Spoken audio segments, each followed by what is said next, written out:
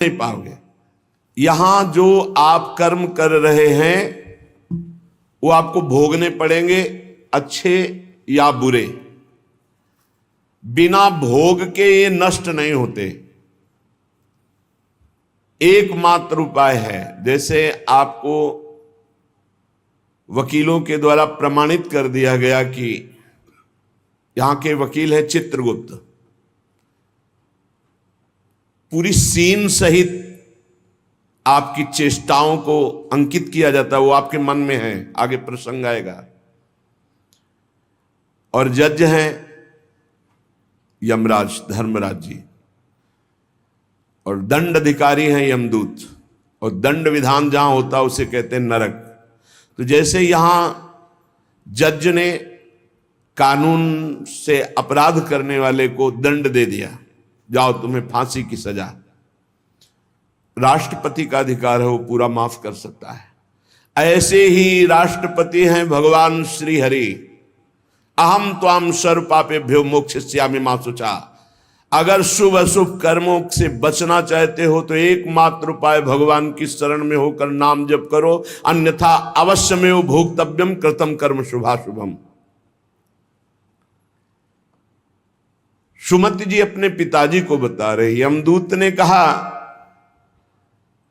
महाराज, मृत्यु लोक में मनुष्य जो पुण्य और पाप करता है बारी बारी से उसे भोगना पड़ता है।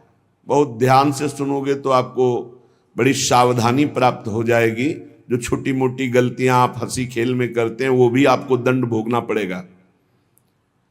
ये पाप और पुण्य बिना भोगे नष्ट नहीं होते कि आपने पाप कर दिया और दान दे दिया तो वो पाप कट गया, ऐसा नहीं है।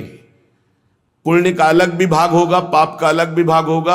अगर काट सकते हैं तो सिर्फ भगवान काट सकते हैं, भगवान का भजन काट सकता है, दूसरा नहीं। लाखों जन्मों में जो तुमने पाप और पुण्य किया है, जो एकत्रित है, उसका नाम है संचित कर्म। संचित पाप और पुण्य, और उससे जब मनुष्य शरीर मिलता है या जो शरीर मिलता है उससे जो हिसाब निकाल करके कुछ पुण्य और कुछ पाप, उसे प्रारब्ध भोग कहते हैं। फिर यहां कर जो नवीन कर्म किया जाता है उसे क्रियमाण कहते हैं। मनुष्यों के लिए जो उनका जमा हुआ पाप और पुण्य है वो अंकुरित होकर बढ़ता रहता है, ब्याज दर ब्याज। बहुत दुर्गति होती है, इसीलिए बहुत जन्म हम भोगे तो भी अपने संचित कर्म को नहीं भोग सकते।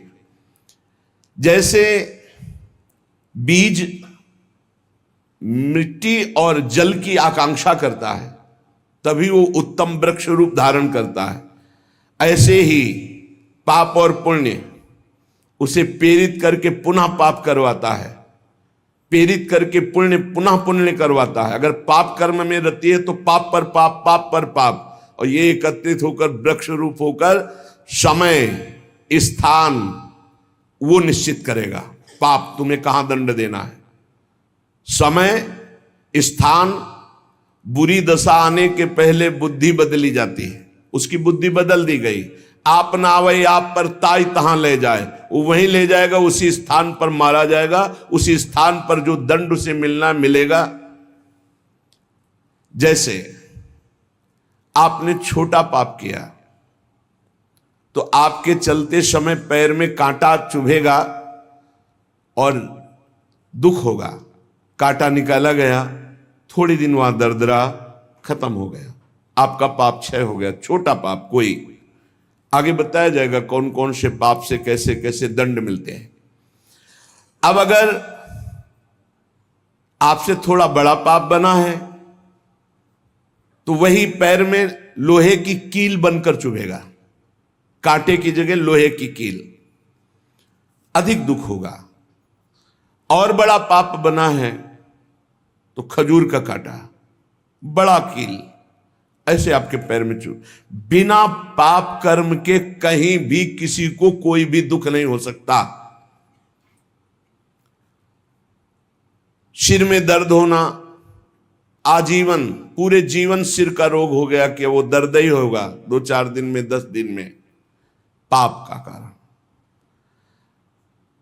अपथ्य भोजन, सर्दी सहन न होना, गर्मी सहन न होना, हर समय हृदय जलते रहना पाप का लक्षण। भिन्न भिन्न पाप भिन्न भिन्न प्रकार के दुख देते हैं दीर्घ काल तक। शस्त्र और अग्नि आदि का भय ये पाप के कारण होता है। अनेक जन्मों के संचित पाप कोई इसी जन्म के केवल नहीं है, वो केवल मंडराते रहते हैं आकाश में दंड देने के लिए, समय इंतजार करते हैं। जैसे नरक में पड़े हुए जीव तुम देख रहे हो, घोर पाप का फल भोग रहे, केवल दिखाया गया था नरक। जानते हो किस बात से? कल याद होगा, सुमति जी ने पानी पीने जाने वाली गौओं को वैश्य कुल में 7वें जन्म में जन्मे जब थे तो उन्होंने उनको नहीं पीने दिया। इसके अपराध से उनको नरक दिखाया गया था। तो वो यमदूतों से प्रश्न करते जाते हैं और उनका उत्तर यमदूत देते जाते हैं। ये जो तुम देख रहे हो तड़पते हुए जीवों को नरक में, महापापी लोग हैं, अपने पाप का फल भोग रहे हैं। जब कोई पुण्यात्मा होता है तो स्वर्गलोक में जाता है, देवताओं के साथ रहता है, गंधर्व उसका गुणगान करते हैं, अप्सराओं का नाना प्रकार से सुख उठाते हैं। और जब पुण्य भोग क्षीण हो जाता है तो फिर यहां आकर के मनुष्य लोक में अपने कर्मानुसार जन्म लेते हैं। राजन, ये जो तुमने पूछा कि किस किस पाप से पापियों को कौन कौन सा नरक में दंड मिलता है, वो मैं बतला रहा हूं। जो नीच मनुष्य कामना और लोभ के वशीभूत होकर दूषित दृष्टि से हर स्त्री को भोग भाव से देखता है, जिसको देखता है बस काम भाव से देखता है। बोले जो दुष्ट दूषित भाव से माताओं बहनों को भोग दृष्टि से देखता है, तो यहां बड़ी बड़ी चोंच वाले वज्र के समान जिनकी चोंच ऐसे गिद्ध बार बार हजारों वर्ष उनकी आंखों को नोचते और खाते रहते हैं। वो आंखें बार बार होती रहती हैं, बार बार निकालते। यही वहां है कि मरना नहीं है।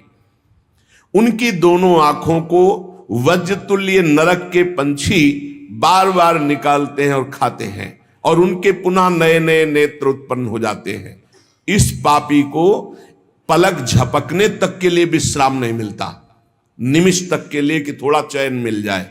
महान दुख होता रहता है। हजारों वर्ष तक उसको इस नेत्र दर्द पीड़ा भोगनी पड़ती है।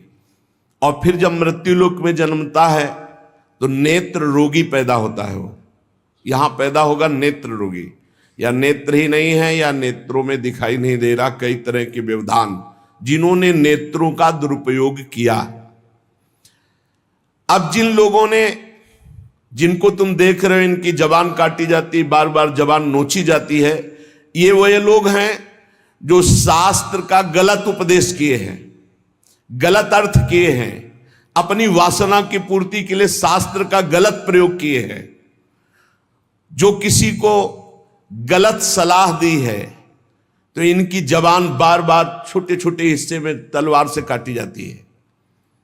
शास्त्र का उल्टा अर्थ बताया, उसकी जबान को वहां हजारों वर्ष काटा जाता है। खिलवाड़ नहीं, प्रश्न उत्तर कर देना। अगर आपका उत्तर गलत है तो आप नरक जाएंगे।